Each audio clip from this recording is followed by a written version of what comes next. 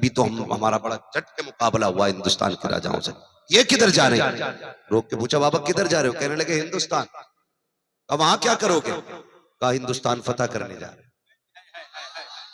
शहाबुद्दीन गौरी ने कहा, रे देखो तो इन्हें हो क्या गया। और लोग खाली हाथ और फतह की बात कर रहे हैं हिंदुस्तान।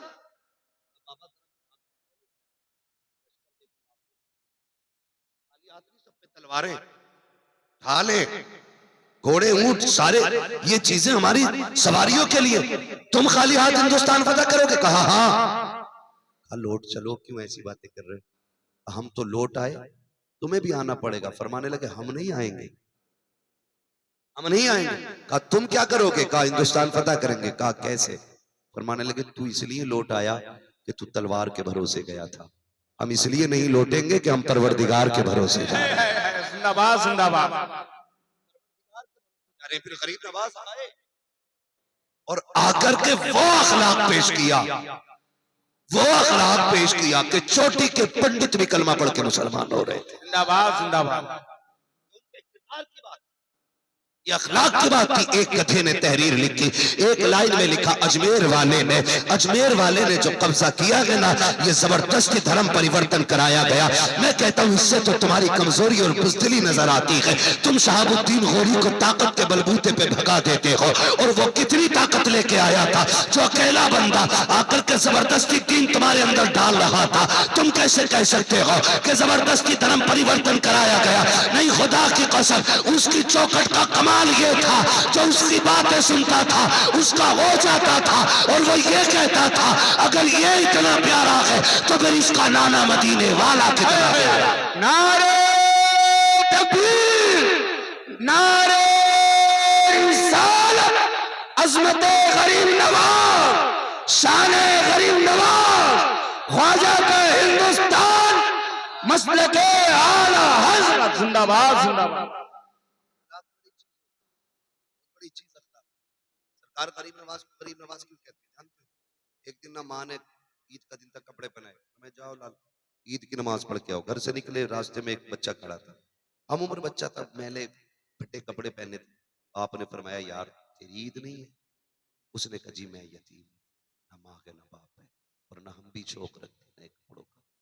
गरीब नवाज ने कंधे पे हाथ रखा, फरमाने लगे दुख किस बात का, जितनी ईद मेरी है उतनी ईद तेरी भी है, जितनी ईद मेरी है उतनी ईद तेरी भी है। ऐसा कर आधे कपड़े तू पहन ले मेरे, आधे तेरे मैं पहन लेता हूं। अपनी कमीज आपने उतार के बच्चे को दी, और बच्चे की कमीज आपने पहनी, क्योंकि आप भी बच्चे थे, दोनों के कपड़े बराबर थे। आ गए, ईद पढ़ के घर गए, माँ ने कहा ये क्या मोई, नए पहन के गया था पुराने पहन के आया? कहने लगे अम्मी एक यतीम मिल गया था, आधे आधे कपड़े बदल लिए, उसकी भी ईद हो गई, तेरे मोइन की भी ईद हो गई। माँ ने कहा तू बड़ा गरीब नवाज है।